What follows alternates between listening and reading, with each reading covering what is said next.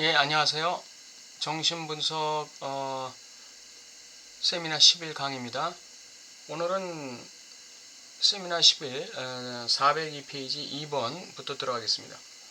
우리에게 대상 A는 경험 자체 속에서 전이에 의해 지탱되는 과정과 추이 속에서 특별한 위상을 가진 것으로 부각되는 대상입니다. 예, 대상 A는 전이에서 굉장히 중요성을 가지고 있죠. 대상 A의 위상이라는 것은 전이에서 절대적인 위상을 가진 것입니다. 사람들은 무슨 뜻인지도 모르면서 이른바 전이의 청산이란 말을 끊임없이 입에 올립니다. 청산이란 과연 무슨 뜻일까요? 이는 어떤 식의 정산법에 따른 것일까요? 증류기에서 일어나는 그 무언지 모를 작용을 말하는 것일까요? 어딘가에서 비워내고 흘려버려야 한다는 의미일까요? 만일 전이가 무의식의 현행화라 한다면 전이는 무의식을 청산하는 것일 수 있다는 말일까요? 전이는 무의식의 현행화다 그랬어요. 그건 맞는 얘기죠. 전이는 무의식의 현행화다. 그렇다면 전이라는 게 무의식을 없애는 걸 얘기하는 걸까요? 이런 얘기죠. 분석을 마치게 되면 우리에게는 더 이상 무의식이 없다는 것일까요? 혹은 제 용어를 사용한다면 청산되어야 하는 것은 바로 알고 있다고 가정된 주체일까요? 이 알고 있다고 가정된 주체, 여러분에 대해 무언가를 알고 있다고 가정되지만 사실 아무것도 알지 못하는 주체가 분석이 종결될 무렵 여러분에 대해 조금이나마 알기 시작할 때 청산된다고 간주되는 것은 어쨌든 참으로 특이한 일이지요. 좀 알기 시작할 때 이제 청산되는 거죠. 따라서 알고 있다고 가정된 주체가 증발되리라 가정하는 것은 그가 최고의 일관성을 얻은 듯이 보일 때입니다.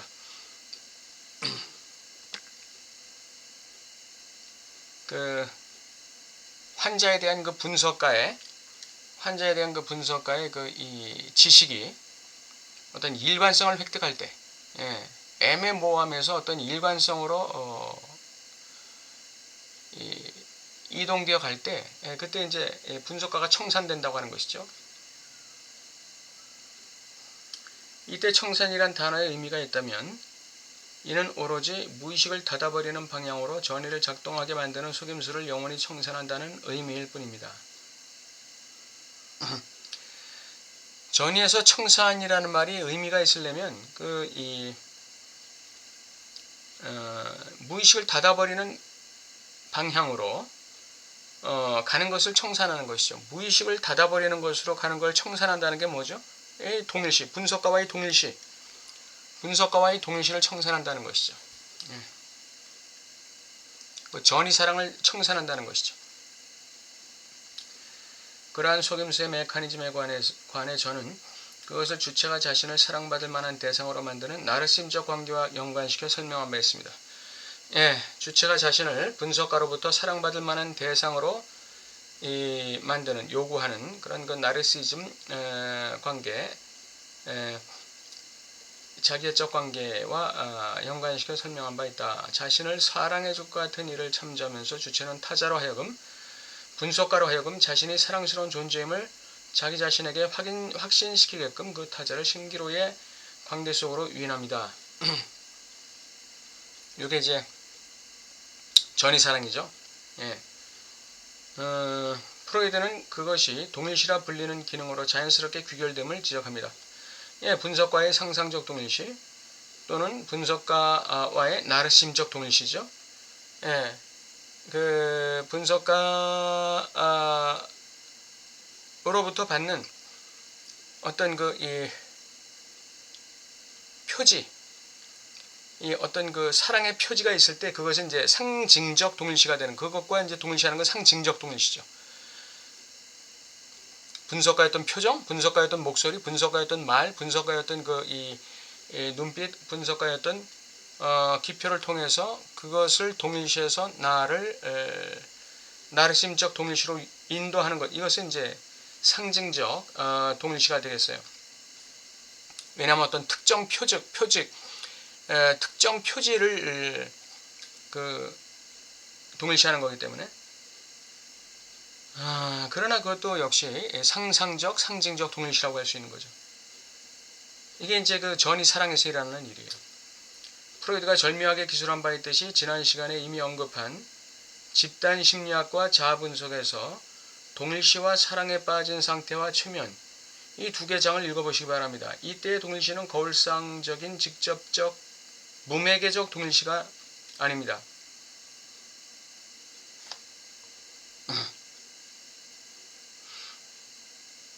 전자는 후자의 버팀목입니다. 이 거울상과의 동일시가 있죠. 거울상과의 동일시는 완전한 상상적 동일시죠.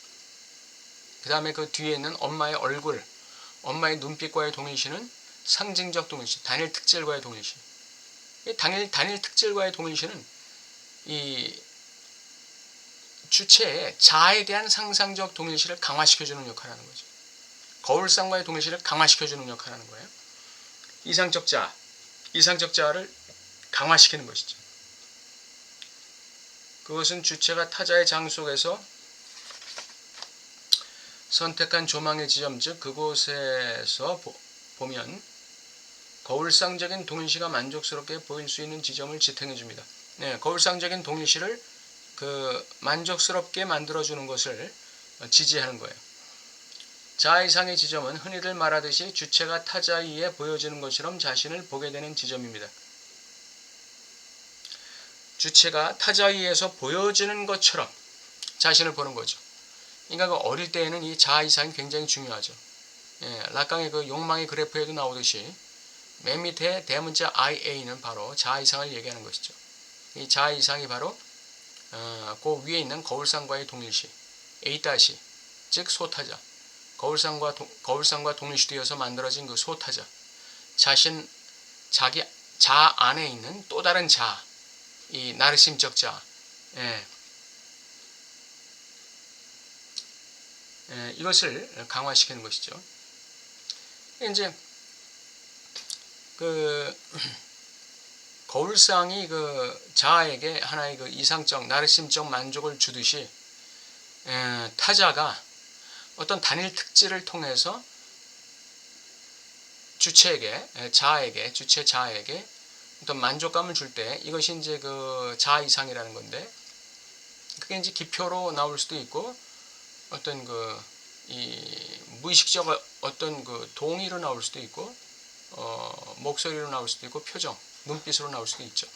여러 가지 그 단일 특질을 통해서 주체 자아를 강화시켜 줄 때, 긍정적으로 강화시켜 줄 때, 이게 이제 자아 이상이란 말이죠. 이 자아 이상이 반드시 생겨나야 돼요. 이게 비록 그 상상적 동일시를 강화시켜 주는 역할을 하긴 하지만 그렇다고 해서 이게 필요 없는 것은 아닙니다. 자아 이상이라는 건 굉장히 중요합니다. 이 자아 이상이 나중에 아버지와의 동일시를 통해서 이 자아 이상이 상징계로 진입하는 하나의 근거가 되는 것이죠. 근원이 되는 거. 한편으로는 거울상이라는 그 나르심적 자아를 갖다가 강화시켜주는 역할을 하지만, 또 한편으로는 나중에 거세 과정에서 아버지의 법을 받아들였을 때 이 주체가 나아갈 방향을 제시하는 바로미터가 되는 것이죠. 자아이상이라는 게. 엄마와의 관계에서의 자아이상이라는 게. 그래서 이 자아이상이 비록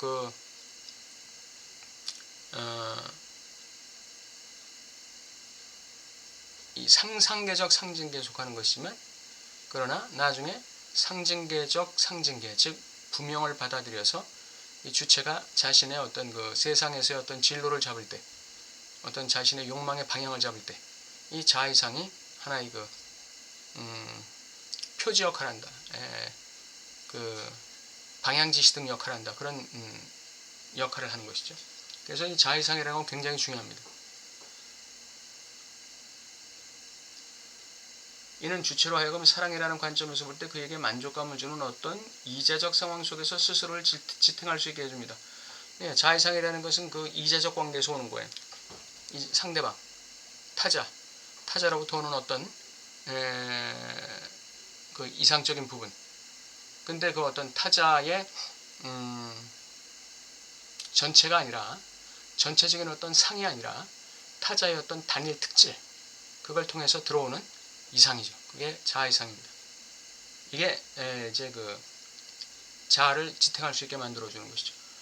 사랑의 거울에 비친 신기루인 한에서 사랑의 본질은 속임수입니다. 사랑은 이상적 지점에 근거한 조망의 지점을 도입하는 데 필요한 단 하나의 신입형. 타자 속 어딘가에 위치한 그 대문자 I를 통해 쾌락의 중거라는 수준에 설정된 장 속에 위치합니다. 단일 특질을 얘기하는 것이죠. 대문자 I는 내가 타자에게 그렇게 보였으면 하고 바라는 대로 타자가 나를 바라보는 지점이죠. 예, 타자의 지점, 그게 이제 IA예요. 타자가 나를 바라보는 지점, 타자가 나에게 말하는 지점. 그게 이제 IA죠. 그게 타자의 그 단일 특질을 통해서 동일시되는 상징적 동일시의 지점입니다. 그 상징적 동일시의 지점을 통해서 자아 이상이 만들어지는 것이죠. 계속 반복되는 얘기입니다. 그런데 정신분석이 전이에 담긴 속임수의 측면에 이끌려 이런 방향으로 수렴해가는 과정 자체 속에서 역설적인 일이 일어납니다. 바로 주체가 분석가를 발견하게 된다는 것인데요. 주체가 분석가를 발견한다는 것이에요. 분석가의 발견은 또 다른 차원, 즉 우리가 소의 관계를 위치시켰던 차원에서만 이해될 수 있습니다.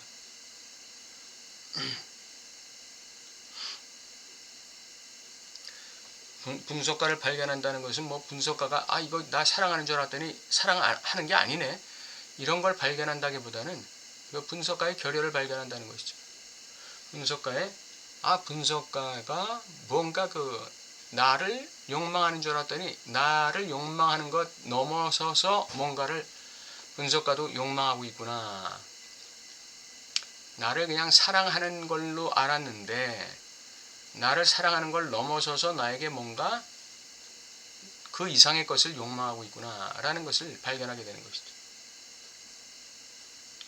그게 이제 소에서부터 분리로 나가는 과정이죠. 소에서 분리로 나갈 때 그냥 그 분석가가 보이는 것입니다. 분석가가 발견되는 것입니다. 우리가 대상 A라 부르는 역설적이고 독특하며 특정화된 대상을 여기서 다시 거론하면 중언부언 될지도 모르겠습니다. 그렇죠. 그 분석가에게서 발견하는 것, 그것이 바로 뭐예요? 분석가가 나에게서 뭔가 나를 사랑하는 것 말고 그 이상의 뭔가를 욕망하고 있구나. 그거죠. 그게 욕망의 대상 A란 말이에요. 그게 내가 지향해야 되는 대상 A가 되는 것이죠. 하지만 저는 피분석자가 결국 자신의 파트너인 분석가에게 다음과 같이 말한다는 것을 강조함으로써 그러한 대상을 좀 더 압축적인 방식으로 제시해 보겠습니다. 지금 환자가 분석가에게 얘기하는 거예요. 나는 너를 사랑한다. 그러나 불가해하게도 내가 내 안에서 사랑하는 것은 너 이상의 것, 대상 A이기 때문에 나는 너를 잘라낸다. 환자가 분석가를 절단하는 순간이 오는 것입니다. 환자가 분석가와 분리되는 순간이 오는 것이죠. 그게 환자가 분석가를 잘라내는 거예요. 환자가 분석가를 잘라내고 환자가 지향하는 것은 분석가가 아니라 이제 분석가 안에 있는 분석가 이상의 것, 즉 대상 A를 지향하는 것이죠. 분석가 자체를 지향하는 게 아니라 분석가 안에 있는 분석가 너머의 어떤 것, 이게 대상 A죠. 그것을 이제 거기에 대한 이제 이 호기심, 거기에 대한 관심, 거기에 대한 지식을 추구하게 되는 것이죠. 그렇게 될 때 이제 환자는 분석가를 잘라내게 되는 거예요. 그러니까 분석가는 그때 이제 환자에게 잘릴 각오를 해야죠.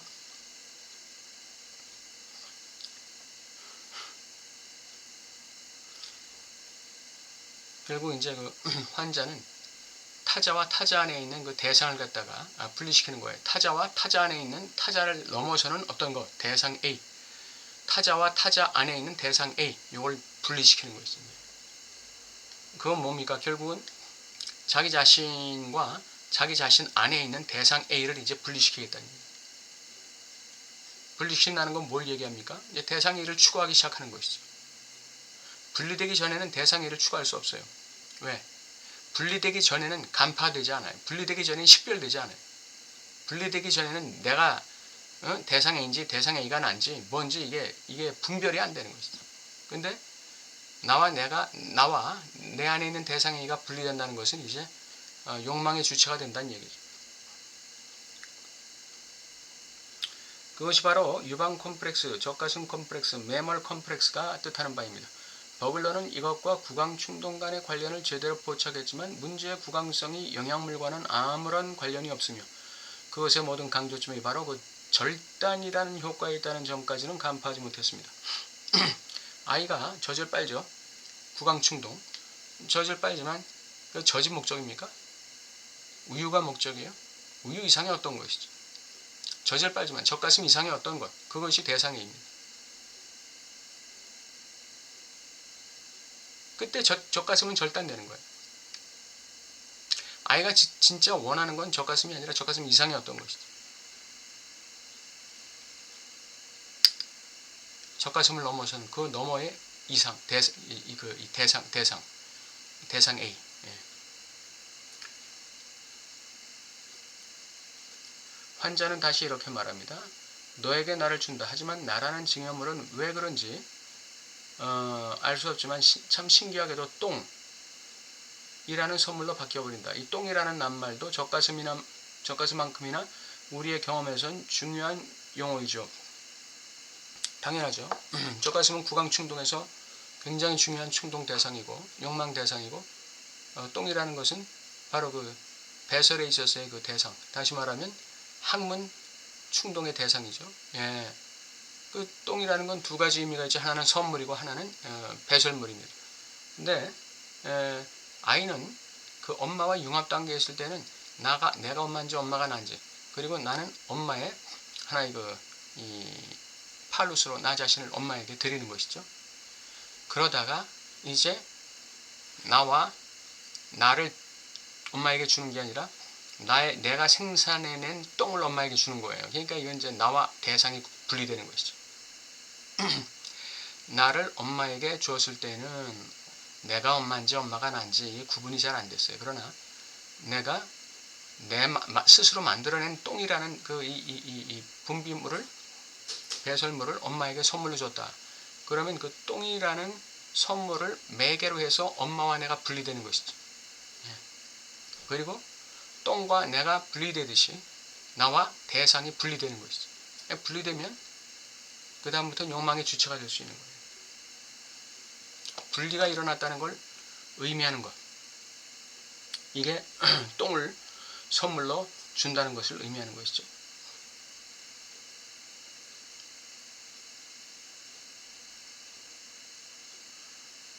이러한 변질이 해석에 의한 해명의 결과로서 획득된다면 우리는 소극적으로 가령 재능이 있지만 정신병자의 경계선에 걸려있는 한 인물이 가지고 있던 흰종이에 대한 현기증을 이해하게 됩니다. 이 흰종이는 그에게 타자로의 접근을 완전히 차단하는 가장 큰 증상적인 장벽이었는데요.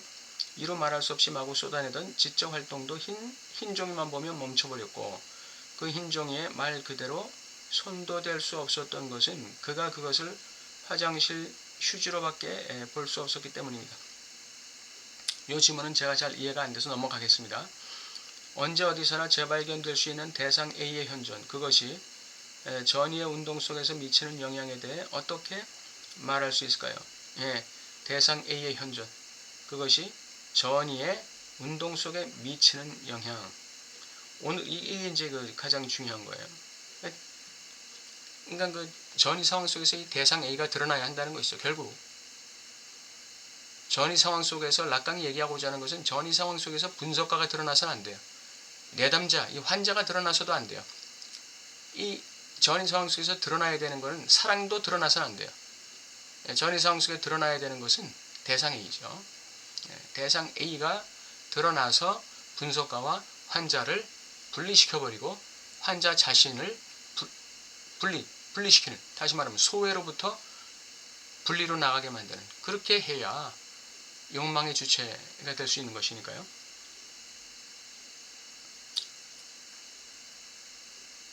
오늘은 시간이 넉넉하지 않지만 이를 구체적으로 그려보기 위해 어떤 짧은 이야기를 우화를 다시 한번 떠올려 볼까 합니다. 언젠가 좀 더 긴밀한 자리에서 몇몇 수강생들에게 한 적이 있는 이야기로 첫 부분은 어느 정도 제가 지어낸 것이라 할 수 있죠. 이미 들으신 분들에게 반복하는 것을 사과하는 뜻에서 이어지는 부분이 새로운 내용이 되도록 결말을 제시해 보겠습니다.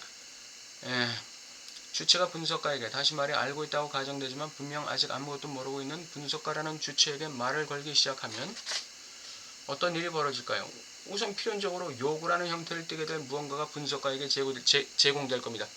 예, 사랑의 요구죠. 사랑의 요구. 인정 요구, 인정에 대한 요구, 공감에 대한 요구, 뭐 이런 게 이제 분석가에게 제공되겠죠. 이 요구가 제공되는 겁니다. 처음에는. 바로 이 때문에 분석에 대한 개념 전체가 좌절의 기능을 인정하는 쪽으로 기울어졌다는 것을 모르는 사람이 있을까요? 예, 요구는 100% 만족되는 게 아니죠. 예, 만족된다 그래도 거기 반드시 미끄러짐이 있는 것입니다. 그렇기 때문에 좌절이 있을 수밖에 없는 것이죠. 분석가가 아무리 그 환자를 공감하고 이 환자 편에서 이렇게 이해하려고 한다 할지라도 거기에는 지식의 한계도 있고 정서적 한계도 있고 통찰의 한계도 있고 여러 가지 한계가 있기 때문에 분석가가 아무리 이 환자 편에서 생각해 주려 한다 할지라도 거기에는 미끄러짐이 있는 것이죠. 예. 미끄러짐이 있는 거예요. 환자가 원하는 만큼의 사랑이 갈 수가 없는 것이죠. 인간의 한계 때문에, 분석가의 한계 때문에. 그거는 요구라는 건 반드시 좌절을 동반하게 되는 것이죠. 요구라는 건 좌절을 동반한다. 남편이 아내에게 뭔가를 요구할 때 거기에는 좌절이 있을 거라는 것을 항상 감안해야죠. 남편도 아내에게 뭔가를 요구할 때 거기에는 좌절이 있을 거라는 걸 항상 기억해야 돼요. 자녀에게 요구한다? 부모에게 요구한다? 다 마찬가지입니다. 자녀들이 아무리 부모에게 좋은 걸 요구해도 그리고 부모가 좋은 걸 해준다 할지라도 거긴 반드시 불만이 있고 좌절이 있는 것이죠. 요구라는 것은 좌절을 반드시 동반한다는 것을 말해주는 것입니다. 하지만 주체가 요구하는 것은 무엇일까요? 거기에 바로 문제의 핵심이 있습니다. 왜냐하면 주체는 자기의 식욕이야 어떻든 자기의 욕구야 어떻든 고작해야 메뉴를 고르는 만족 외에는 아무 만족도 얻지 못하려는 것을 너무 잘 알고 있기 때문입니다. 환자는 단순히 분석가 앞에서 만족을 구하지만 그 만족이라는 것은 아주 제한된 만족, 아주 불만족스러운 만족, 불충분한 만족에 불과하다는 것이죠. 어렸을 적에 저는 고깃집 앞에서 고기 굽는 냄새를 맡는 한 불쌍한 거지의 사파를 에피날화에서 본 적이 있습니다. 이 경우 고기 굽는 냄새는 메뉴, 다시 말해 신입향입니다. 우리는 말로밖에 설명할 수 없기 때문입니다. 거지가 고깃집 앞에서 냄새를 맡는다는 거, 그 냄새는 신입향입니다. 그럼 거지가 음식점에서 나오는 고기 굽는 냄새를 맡고 만족할까요? 예, 만족하지 못합니다. 그러면 거지가 고기를 먹는다. 그 냄새가 신입향이 지시하는 대상인 고기를 먹는다. 그 고기를 먹는다고 해서 만족될까요? 거기에도 역시 만족이 없는 것이죠. 그 고기라는 것은 고기를 넘어선 어떤 대상을 지향하고 가리키는 거기 때문에 결국은 현실 속에 어떤 대상을 욕구해서 만족한다 할지라도 거기에는 반드시 불만족이 있다는 거예요. 대상 A를 우리가 취득하기 전에는 만족되지 않는데 대상 A를 취득한다는 건 불가능하잖아요. 대상 A를 취득한다는 건 불가능한 것이고 이 세상에서. 그렇기 때문에 이 세상의 삶에는 만족이라는 게 없다는 것이죠. 그러니까 내가 가진 것으로 족한 줄 아는 그런 자족하는 마음이 그래서 중요한 것입니다.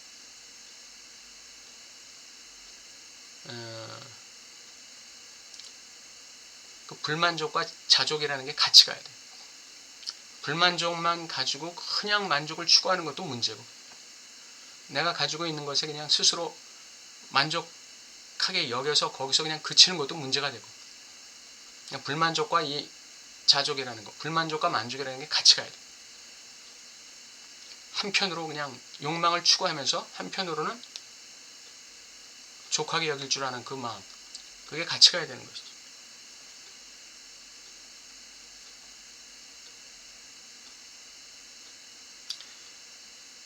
자, 상황이 좀 더 복잡해져서 여기부터 제가 만든 우화입니다. 메뉴가 한자로 적혀 있다고 칩시다. 그러면 우리는 우선 여주인에게 번역을 부탁하겠지요. 그녀는 왕만두니 충건이니 하는 식으로 번역을 해줄 겁니다. 만일 중국집에 처음 간 것이라면 번역도 소용이 없을 테니 결국 여러분은 여주인에게 이렇게 요구할 겁니다. 추천 좀 해주세요. 이는 다음과 같은 뜻입니다. 내가 이 중에서 뭘 욕망해야죠? 그걸 알고 있는 것은 바로 당신이잖아요. 캐부어를 묻는 것이죠. 하지만 그처럼 역설적인 상황이 과연 거기서 끝난다고 할 수 있을까요? 소위 말하는 여주인, 보셨다시피 그녀의 중요성은 점점 더 커져만 가고 있는데요. 그 여주인의 점지력에 여러분이 의지하는 순간 혹시 마음이 동한다면, 그리고 상황이 받쳐준다면 그녀의 젖가슴을 살짝 보듬어 보는 게 좀 더 자연스럽지 않을까요? 중국집에 간 것은 단순히 끼니를 때우기 위해서가 아니라 오히려 이국적인 분위기 속에서 식사를 하기 위해서입니다. 제 우화에 어떤 의의가 있다면 이는 먹고자 하는 욕망이 영양 섭취와는 다른 의미를 가지고 있는 한에서입니다. 여기서 먹고자 하는 욕망은 정신에 의해 거부될 수 있는 단 하나의 차원인 성적 차원을 나타내는 상징이자 지택물입니다. 충동이 부분 대상과의 관계하에 바로 그 기제에 자리 잡고 있는 것이죠. 중국집에 간다는 것이 과연 그 중국 음식을 즐기러 가는 목적만이 있겠느냐 그 말이죠. 이국적인 분위기 속에서 예를 들면 중국 여주인의 그 이국적인 얼굴, 그 이국적인 자태, 옷 매무새 그런 걸 보면서 어떤 그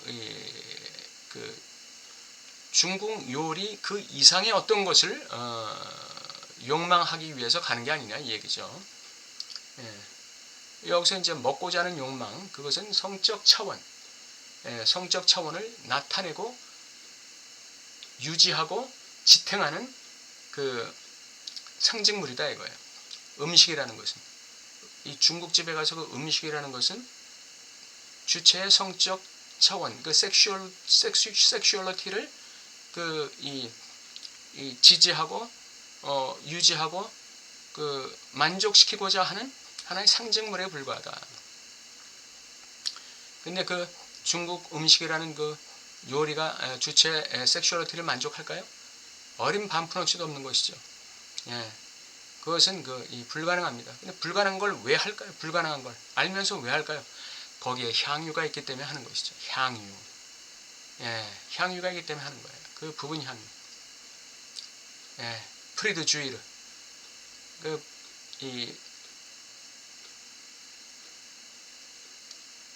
무슨 향유라고 그래요, 그거를? 잉여 향유. 잉여 향유가 있기 때문에 그 불가능한 행동을 하는 거예요. 자, 오늘은 여기까지 하고 다음 시간에 이 2번을 끝내는 거로 하겠습니다. 그렇게 하고 다음 시간에 2번을 끝낼 수 있을지 모르겠는데 한번 해보죠. 그렇게 하고 그 다음 시간에 3번을 끝내는 거로, 3번과 질의응답을 끝내는 거로 그렇게 하겠습니다. 예, 들어주신 여러분 감사합니다.